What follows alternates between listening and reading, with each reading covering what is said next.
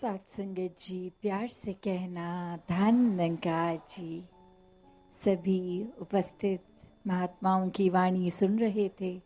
कि कैसे वो माध्यम कुछ भी रहा हो, उम्र कुछ भी रही हो, एक भाव वही वो संदेश जो हमेशा से संतों का रहा कि जीते जी इस प्रभु परमात्मा की प्राप्ति करके एक मुक्ति के हकदार बन जाएं। सभी वेद ग्रंथ कोई भी धर्म के देख लें तो बात जहाँ साल्वेशन मुक्ति की आती ही है कि एक जीवन काल जीते जी ही ये प्रभु परमात्मा को प्राप्त करना संभव है और इसको फिर देखकर इससे प्यार करके फिर भक्ति करी जाए तो वो प्रेमा भक्ति हो जाती है। तो ऐसा ही जीवन जहाँ हर कोई जिए एक दूसरे से प्यार करते हुए, ये मन में भाव प्रेम का, आदर का, सत्कार का, एकत्व का, जहाँ सिर्फ एक वो एकत्व का भाव एक एकता का ही नहीं, पहले ये एक हो जाने की बात है। इस परमात्मा से जब हम एक होंगे तो ही फिर अपना भी पता चलेगा कि ये आत्मा ही है जो इस परमात्मा का अंग, और ये शरीर तो हमें कुछ सालों के लिए ही मिला है। तो ये खुद के साथ भी जहाँ एकता हो जाती है, अपना पता चल जाता है कि हम एक हैं इस परमात्मा के साथ, और फिर वो एकत्व पूरे संसार, पूरे ब्रह्मांड के साथ भी, कि जहाँ कण कण में ये परमात्मा है, निराकार है, तो फिर पूरे ब्रह्मांड का ही वो एकत्व का भाव हर किसी के साथ भी, चाहे इंसान हो या किसी और प्रकार की ये कुदरत में ये क्रिएशन, तो ये एकत्व का भाव फिर एक तालमेल का भाव भी आता है कि जहाँ एक हार्मनी के साथ एक रस होके इस परमात्मा के साथ, तो हर एक में ही ये परमात्मा का वास होना कण कण में, और एक एक इंसान में फिर वो ऐसे ही नजर आता कि हर कोई अपना है, कोई पराया नहीं है, हर कोई ही श्रेष्ठ है, चाहे कहीं पे भी जन्म हुआ हो, एक स्थान, एक जगह, एक जो वो रूप की कोई ऊंचा कोई नीचा नहीं, क्योंकि सभी में परमात्मा है, सभी सर्वश्रेष्ठ हैं। तो फिर ये जाति पाति के बंधन भी इंसान के दिल में घृणा नहीं लाते, क्योंकि ये पता है कि ये परमात्मा को ही पूजना है, हर एक में पूजना है, और फिर ये पूरे संसार के लिए सेवा रूप ये निस्वार्थ होके, तो जब इस परमात्मा को सब में देखा जाता है तो ही वाक्य में एक अंदर से जो पूरे संसार के लिए एक होने का मतलब, एक जीवन को वरदायनीय जीवन बनाने का भाव कि संसार में आए हैं तो वाक्य ही मनुष्य बने, वाक्य ही ऐसे हमारे काम हो जो परोपकार के लिए हो, जो सिर्फ अपने लिए एक स्वार्थ से ना उपजे भाव, सिर्फ अपने आप की ही बेहतरी के लिए नहीं सोचे, दूसरे का हक छीने नहीं, बल्कि सबको साथ लेके आगे बढ़ने वाली बात,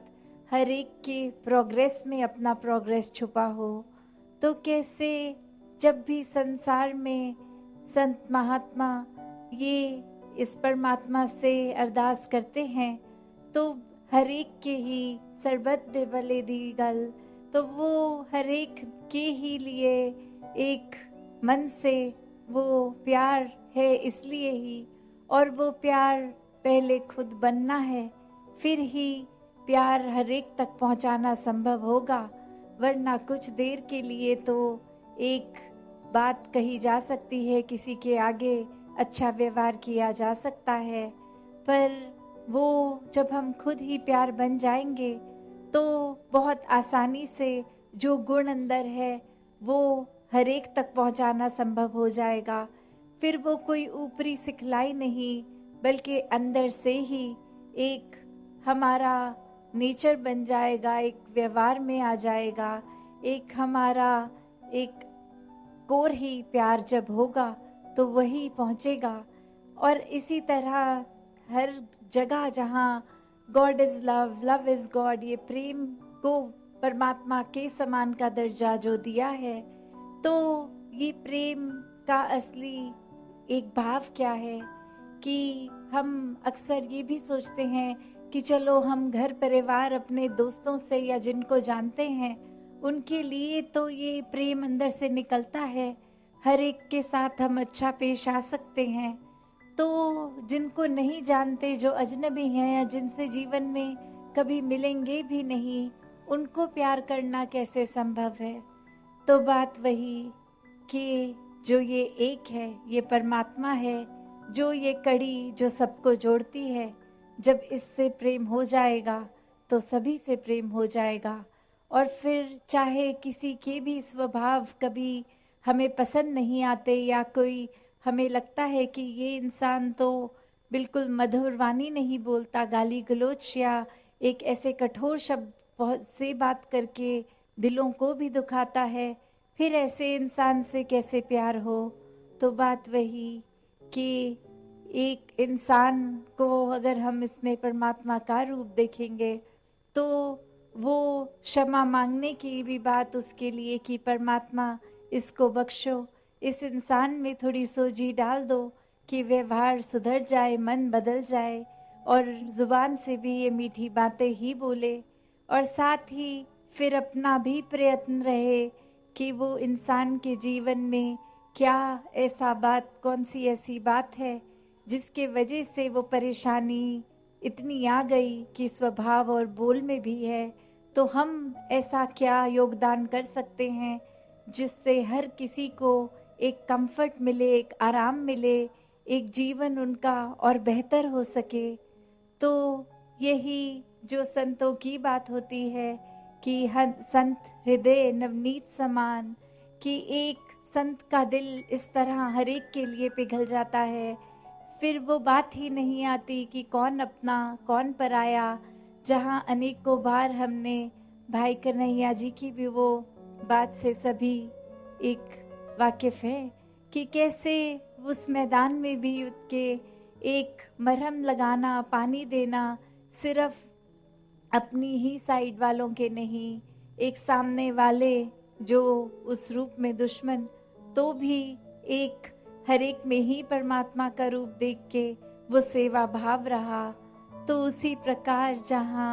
एक हम संसार में आए हैं तो सिर्फ शरीर से ही इंसान होना प्रमाण नहीं इंसानियत का,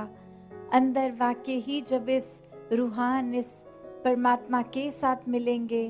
तो ही एक असली मानवता, एक इंसानियत एक मन में बसेगी। तो एक शायर ने भी जिस तरह कहा कि हैरान हूँ मैं कि हैरान नहीं है कोई, आदमी तो बहुत हैं पर इंसान नहीं है कोई। तो कैसा वो भाव फिर कि देखने में तो ये शक्ल आकार, ये शरीर इंसान का है, तो हर कोई इंसान क्यों नहीं बन पा रहा, जबकि हर एक में वो पोटेंशियल है कि वो इंसान अगर एक अच्छाई की ओर जाए तो वो फरिश्ता भी बन जाता है, और वही इंसान अगर सोच गलत पकड़ ले, रास्ता गलत पकड़ ले, कर्म गलत कर ले, तो हैवान का रूप भी उसी इंसानी शरीर से ही होता है। तो एक सिर्फ आदमी इंसान बनना है अगर, तो शरीर तक सीमित नहीं, ये दिलों का खेल है, ये अपने ऊपर फोकस करके बदलाव का खेल है। तो कैसे